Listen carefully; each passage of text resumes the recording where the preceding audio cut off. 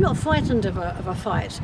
You pick your fights. I only bother with things I think I might win or go anywhere. When you start anything, you have to look long term and you have to commit to yourself.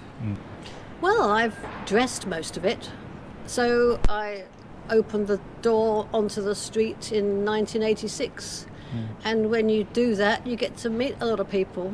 Holly got a letter from Tony Blair, direct to the school, saying, don't worry, we can see that your fundraisers have done a lot of work, and don't worry, the shortfall will be met. In decades, the police, the council and the community actually talked to each other. Soho was going through quite a bit of a problem at the time with drugs on the street. Right, well, my name's Sylvia, and I started a business called Beaumont over 40 years ago in Lexington Street.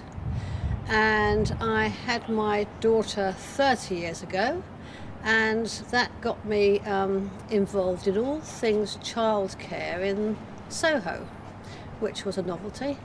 And I shared a nanny for a short period of time, got my daughter into the family centre, which was the most important interview of my entire life, and finally got her into Soho Parish. And that's my relationship with Soho Parish from the age of, Holly, 4. And it was great. As a young mother, working mother, you're never really sure what you're doing. You just follow other people with prams and think they know where they're going, and you just follow them. I found my tribe, interestingly. It was just brilliant. There were photographers, illustrators, actors, me as a fashion designer. There were all sorts, and it was just, quite frankly, a lovely thing to be part of. Novelty for me. One child, one business, one husband. I kept them all. But it was, having a child was something I'd never really thought about. And there I found myself with all this tribe of other interesting mothers and fathers. It's the mothers in the playground. Soho was going through quite a bit of a problem at the time with drugs on the street. And one of the mums, in taking a used needle from her child, pricked herself with it. So there's a sobering thing. And that was the catalyst, really, for us starting a charity called Soho Green. And we had a public meeting in the hall at the school where everyone came.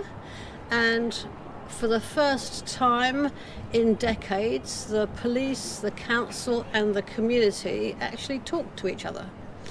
We marched on Downing Street. Celeste, in a rickshaw, carried a 10-foot syringe that we managed to get from some pharmaceutical company, and a bunch of kids carried it, and they were allowed at the time to go in right up to the door and hand in the petition.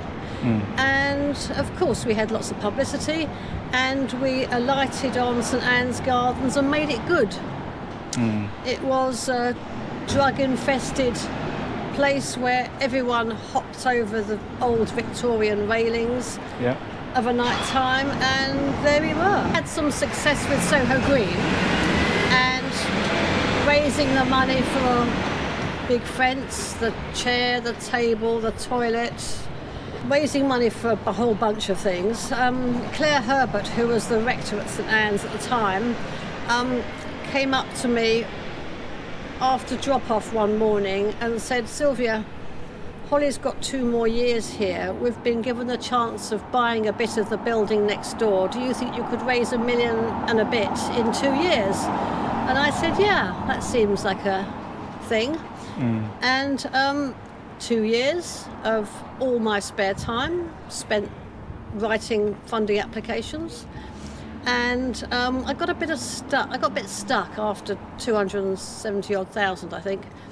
And so when you get stuck, you start to talk to people and network a bit. And my customer base is a brilliant bunch of women, and we thought it'd be a good idea for Holly to write to Tony Blair, who was the Prime Minister at the time.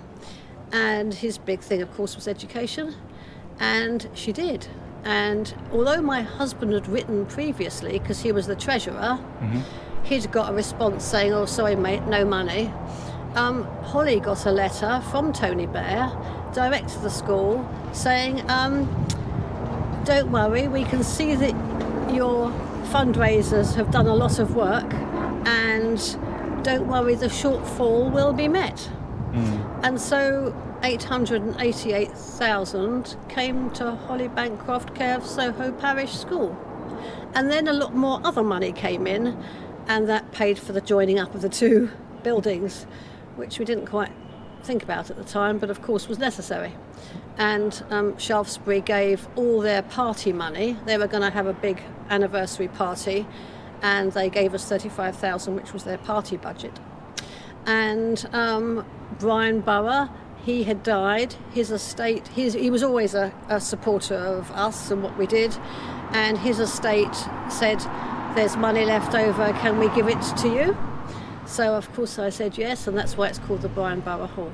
Started the Soho Society, and he was, now I'd have to get this right, but I think he was a warden of St Anne's, and he was with Tim, and this is where I get bad with names, the two of them, they basically made the new church that is St Anne's. It was, when I was a fashion student, it was a car park. It was an NCP car park with a bit of rubble in it, and they made that church. So he was a very kind man, actually, and he knew everybody. He lived just in the flats that looked over Old Compton Street, and he was a lovely, kind man. Tim Miller was the other chap, just to come to me. Tim Miller, Brian and Tim. Well, I've dressed most of it.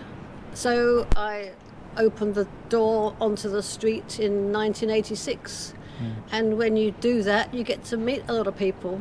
And so a lot of us started at the same time. Soho was quite derelict before that. I couldn't believe how cheap Soho was. When I had the idea of starting a business, I was amazed how cheap the lease was at the time. And so a lot of us came. Ben DeLisi came, Workers for Freedom came, and we made it trendy. The rents, of course, more than tripled, and so not all of us were able to stay. Thankfully, I'd started my own brand, and it grew, and so I was able to stay. Well, obviously there's a little crisis at the moment because they're threatening to close the school, and when you've spent 2 years and all your spare time has gone into raising over £1 million, you've got skin in the game, and yeah, that doesn't leave you lightly. And so I feel, and it was a very good time, and so why let that go? As a business owner, we've all adapted because of COVID. We've all changed our work practices, our staffing levels. We've all adapted because that's, if you want to survive, that's what you've had to do. It's no good telling me that the numbers have changed. Of course they've changed. I've had whole areas of customers that I just don't see anymore. Because times have changed. Nobody really comes in for work outfits anymore. Nobody dresses up to go for work. So if I were only making work outfits, I'd be gone a long time. And so you change your way of thinking and you change your products. And if it isn't working for you, if you want to stay, you've got to do that. And so we've watched Soho Parish from afar over these recent years, and it's difficult to change. I know how difficult it is to change if you employ people and if you rent places and you spend money on core costs. It's not easy to change and to move that juggernaut round. The useful thing about being small is that you can move it quicker. If Soho Parish was a 2,000 kids school and a massive premises, it would have massive problems in many ways. the smaller you are, the more fleet of foot you are, but you do have to get your head around the fact that things have to change. And they've given the executive head thing a go, and there you go, but it possibly has to change. And they would always have known that, and but there you go. And so I see it as a problem that maybe we can help. Can't do everything. It works or it doesn't. You can help or you can't. It's bigger than any one person. How long do you expect to be here? I've been here 40 years and my time is up.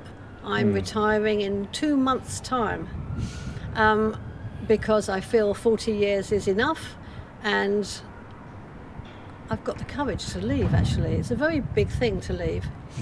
But when you go anywhere, when you start anything, you have to look long term and you have to commit to yourself.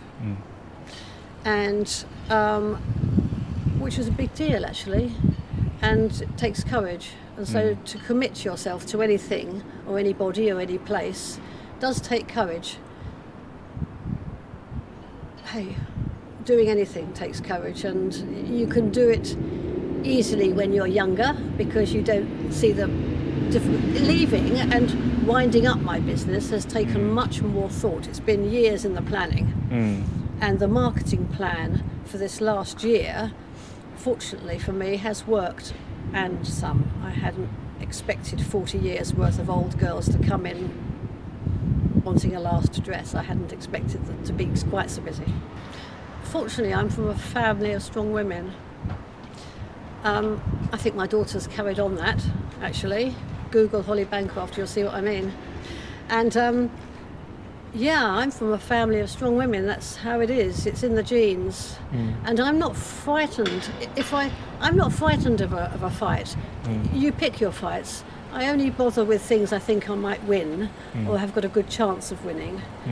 Because, and if you ask anybody about starting a business, they always will say they had tons of ideas before, and they might have had ideas that didn't work.